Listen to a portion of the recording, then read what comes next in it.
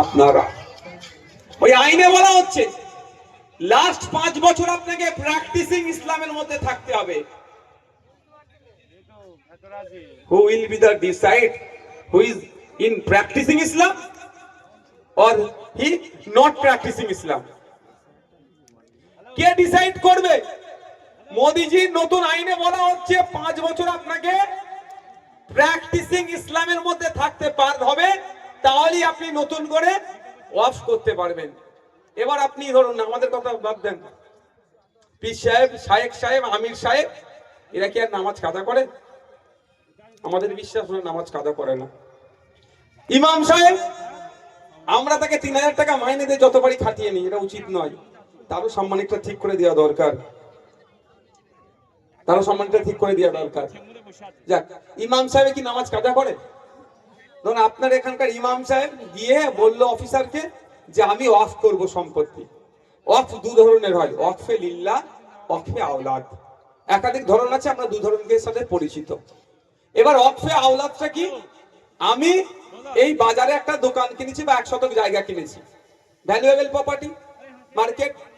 আমার অবর্তমানে আমার ছেলে বিক্রি করে দিতে পারে। আমার ছেলে না বিক্রি করে, আমার পোতা তার ছেলে তার ছেলে তার ছেলে যাতে ফায়দা পায়, সেই জন্য কি হয়েছে আমি ওয়াকফে আওলাদ করেছি। ওয়াকফ বোর্ড এটা ম্যানেজমেন্ট করবে।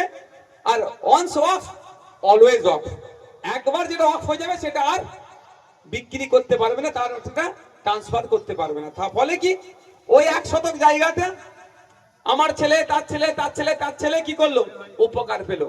আর নাহলে যদি আমি একবার বিক্রি করে দিই, আমার পুতা এসে বলবে দেখো ওটা আমার দাদুর জায়গা ছিল গো, আমি বিক্রি করে, আমার ছেলে বিক্রি করে খেয়ে নিয়েছে। সেই জন্য অনেকে অফ করে। এই অফ করার জন্য আপনার নির্দিষ্ট ফর্মে গিয়ে কাগজপত্র জমা করে করতে হয়। তো মোদিজি যে নতুন আইনে বলছে সেখানে বলছে আপনাকে লাস্ট 5 বছর প্র্যাকটিসিং ইসলামের মধ্যে থাকতে হবে। এবার আমার ইমাম সাহেব গিয়ে বললো অফিসারকে যে আমি আমার ছেলের জন্য, আল্লাহর রাস্তাও দিতে পারে বা ছেলের জন্য দিতে পারে, যে আমি এই সম্পত্তিটা অফ করব। অফিসার মুখের দিকে তাকিয়ে বলল, হ্যাঁ তুমি তো ঠিক করে নামাজই পড়ো না, কি দান করবে? প্র্যাকটিসিং ইসলামের মধ্যে আসছে না, কারণ ডেফিনেশন দেয়নি, প্র্যাকটিসিং ইসলামের সংজ্ঞা দেয়নি যে এত বড় জুব্বা পড়তে হবে, এত বড় দাড়ি রাখতে হবে, গোপের মোচ এত বড় হবে, হাতে বড় 1000 দানার তসবিহ নিয়ে ঘুরতে হবে, কিছু বলে দেয়নি। কিন্তু বলছে আপনাকে 5 বছর প্র্যাকটিসিং ইসলামের মধ্যে থাকতে হবে। কোনগুলো মেইনটেইন করলে প্র্যাকটিসিং ইসলামের মধ্যে থাকবো সেটা বলে দেয়নি। মানে ফাঁদটা কোথায় পেতেছে একটু বুঝতে হবে আপনাদের। ইমাম সাহেব গিয়ে বললেন যে আমি অফ করব। ইমাম সাহেব মুখের দিকে তাকিয়ে বলল, তুমি তো ঠিক করে নামাজই পড়ো না, কি করবে? ও বলছে আরে আমি ইমাম, আমি লোককে আমার পেছনে ইক্তদা করে, আমি লোককে নামাজ পড়াই, আমি তাদের সর্দার, আপনি আমায় কি বলছেন? বলে আপনার কপালে দাগ নেই, কি করবে উনি তখন বলুন? মুখ ভুতা করে চলে আসতে হবে বাড়িতে। ইমাম সাহেব মুখ ভুতা করে বাড়িতে এসছে, মাথা গরম হয়ে গেছে, যা হাতের কাছে পেয়েছে ইট ফিট সব নিয়ে, হাতের কাছে ইট ফিট যা আছে সব নিয়ে কি করলো, কপালে দাগ করেছে।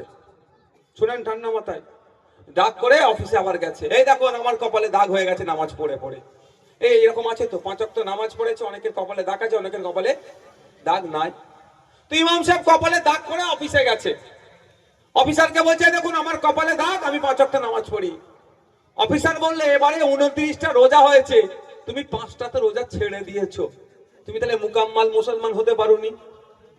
কি বলছি বুঝতে পেরেছেন? যাও বাড়ি যাও, 5 বছর ধরে 5 বছর 1 মাস রোজা রেখে আসবে, তারপরে তোমার নামে আমি অফ করবো, ওয়াকফে তোমার জমিটাকে ইনক্লুড করব। এবার বলেন পৃথিবীতে কোন মেশিন আছে নওশাদ সিদ্দিকীর গায়ে লাগিয়ে দেখবে এবারে 29টার মধ্যে কটা রোজা রেখেছে, কটা ছেড়ে দিয়েছে? তাহলে কি হলো? ক্যাচাল হলো, ক্যাচাল হবে তো। তাহলে অফ করা নতুন ভাবে রাস্তা বন্ধ হয়ে গেল। এবার এটাও কেন আমরা বিরোধিতা করছি? শুধু কি মুসলমানদের উপরে আঘাত দিচ্ছে বলে বিরোধী করছি? সংবিধানের কি এটা আঘাত দিচ্ছে না? হাতে সবার মোবাইল আছে, গুগল আছে, যান আর্টিকেল 15 বার করুন, সংবিধানের 15 নম্বর অনুচ্ছেদটা দেখুন, সরাসরি সেখানে বলা হচ্ছে ধর্মের ভিত্তিতে, জাতের ভিত্তিতে, লিঙ্গের ভিত্তিতে, বর্ণের ভিত্তিতে, জন্মস্থানের ভিত্তিতে কোন ভারতীয়কে আলাদাভাবে ট্রিট করা যাবে না, অর্থাৎ কারোর সাথে বৈষম্য করা যাবে না। এবার আমার বক্তব্য, এই যে আমাদের নদিয়া জেলার বিখ্যাত মন্দির কি মায়াপুর, কোন ট্রাস্টের আন্ডারে চলছে, কোন আইনে চলছে? যে কেউ ইচ্ছা করলে গিয়ে 1 বিঘে জমি কিনে দিতে চাইলে দিতে পারে। তাহলে কি বলা হয়েছে আইনে যে কোন হিন্দু ভাই যদি মন্দিরের জন্য জমি দান করতে চায়, কোন খ্রিস্টান ভাই যদি গির্জার জন্য জমি দান করতে চায়, কোন ভাই যদি গুরুদ্বারার জন্য জমি দান করতে চায়, তাকে 5 বছর ধরে হিন্দু থাকতে হবে, 5 বছর ধরে খ্রিস্টান থাকতে হবে, 5 বছর ধরে পাঞ্জাবে শিখ হতে হবে? এই আইনে কি বলা আছে? সেখানে বলা নাই। বলা হচ্ছে কোথায়, যদি মাদ্রাসা মসজিদ ঈদগাহর জন্য কেউ দান করতে চায়, নিজের ছেলের নামে অফ করতে গেলেও আমাকে 5 বছর ধরে মুসলিম থাকতে হবে, ওবি প্র্যাকটিসিং মুসলিম। এইটাই তো বৈষম্য হচ্ছে না? সংবিধানের 15 নম্বর আর্টিকেল মোদিজিরা ভায়োলেট করছে। যেই বিনয় বাদল দীনেশ, আশফাক উল্লাহ, বিরসা মুন্ডা, আপনার ক্ষুদিরাম থেকে শুরু করে স্বাধীনতা সংগ্রামীরা লড়াই করে তাদের আত্মবলিদানের ফলে যে আমরা সংবিধান পেয়েছি, সেই সংবিধানের আর্টিকেলে এই বিজেপি আঘাত দিচ্ছে। সেই জন্যই তো আমরা এর বিরোধিতা করছি।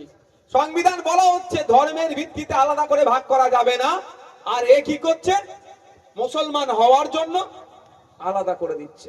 আপনারা বলুন, ভারতবর্ষের ইতিহাস আছে না? হিন্দু ভাই কবরস্থানের জায়গা দিয়েছে, আছে তো? মুসলমান ভাই শ্মশানের জায়গা দিয়েছে, মন্দিরের জায়গা দিয়েছে, প্রচুর আছে।